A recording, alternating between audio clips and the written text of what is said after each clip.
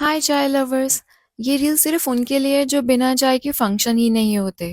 मेरे पास जब भी क्लाइंट्स आते हैं डाइट स्टार्ट करने से पहले एक ही बात बोलते हैं, इसे डाइट फॉलो कर लेंगे पर चाय और बिस्किट्स इम्पॉसिबल। और ऑनेस्टली बताऊं, वेट लॉस फेल होने का नंबर वन रीज़न यही होता है, चाय के साथ बेकरी बिस्किट्स या फिर रस्क। एक बिस्किट कहाँ होता है, पूरा पैकेट ही चला जाता है। इसलिए चाय लवर्स के लिए मैं लेके आई हूँ healthy natural gluten free cookies जो वेट लॉस में भी हेल्प करेंगे। ये कुकीज़ ग्लूटेन फ्री हैं, बेकरी कुकीज़ के कंपैरिजन में काफ़ी लो कैलोरीज हैं, इसलिए शुगर स्पाइक नहीं होता और क्रेविंग्स भी कंट्रोल होती हैं। इसमें है कैल्शियम, आयरन और एसेंशियल मिनरल्स भी, जो बोन डाइजेशन और वेट मैनेजमेंट के लिए काफ़ी अच्छे हैं। और बेस्ट पार्ट सुनो, इसको बनाने के लिए लगते हैं सिर्फ 10 मिनट।